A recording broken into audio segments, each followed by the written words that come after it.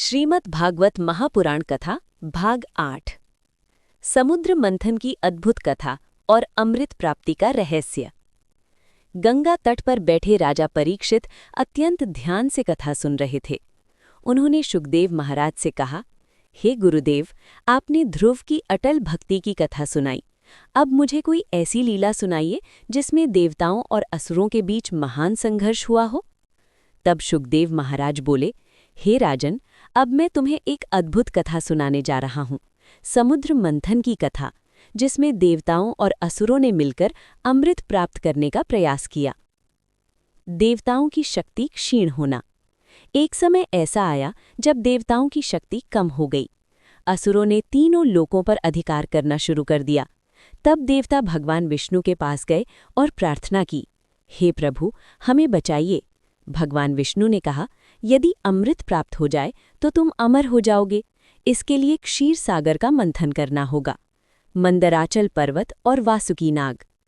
समुद्र मंथन के लिए मंदराचल पर्वत को मथनी बनाया गया और वासुकी को रस्सी बनाया गया। देवता एक ओर और असुर दूसरी ओर खड़े हो गए। लेकिन जब मंथन शुरू हुआ तो मंदराचल पर्वत समुद्र में डूबने लगा। कूर्म अवतार। तब भगवान विष्णु ने कूर्म अवतार धारण किया। वे विशाल कछुए के रूप में समुद्र के नीचे लेट गए और पर्वत को अपनी पीठ पर सहारा दिया। अब मंथन फिर से आरंभ हुआ। हलाहल विष का प्रकट होना। मंथन के दौरान सबसे पहले भयंकर हलाहल विष निकला। उस विष की ज्वाला से तीनों लोक जलने लगे। तब देवता भगवान शिव के पास पहुंचे। शिवजी ने उस विष को अपने कंठ में धारण कर लिया। तभी से उनका नाम नीलकंठ पड़ा। 14 रत्नों का प्रकट होना। समुद्र मंथन से एक एक करके कई दिव्य रत्न निकले।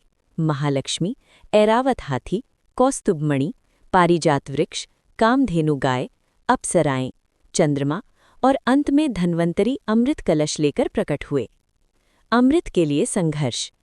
जैसे ही अमृत निकला, देवताओं और असुरों में विवाद हो गया। तब भगवान विष्णु ने सुंदर स्त्री का रूप धारण किया, मोहिनी। मोहिनी के रूप को देखकर असुर मोहित हो गए। उन्होंने अमृत बांटने का अधिकार मोहिनी को दे दिया। देवताओं को अमृत प्राप्त होना। मोहिनी ने चतुराई से अमृत देवताओं को पिला दिया। इस प्रकार देवताओं को फिर से शक्ति प्राप्त हुई और असुरों पर विजय मिली। कथा का संदेश। शुकदेव महाराज बोले, हे राजन, समुद्र मंथन हमें ये सिखाता है कि जीवन में महान उपलब्धि पाने के लिए धैर्य, सहयोग और परिश्रम आवश्यक है। और ये भी कि जब संसार संकट में पड़ता है तब भगवान स्वयं किसी न किसी रूप में उसकी रक्षा करते हैं। राजा परीक्षित ये कथा सुनकर अत्यंत प्रसन्न हुए। समापन। ये थी श्रीमद् भागवत महापुराण कथा भाग 8। भाग 9 में आप सुनेंगे राजा अम्बरीश की अद्भुत भक्ति और भगवान विष्णु की कृपा की कथा। यदि ये कथा आपको अच्छी लगे तो वीडियो को लाइक करें, चैनल को सब्सक्राइब करें और इस पावन कथा को अपने मित्रों और परिवार के साथ अवश्य शेयर करें। हरिओम तत्सत।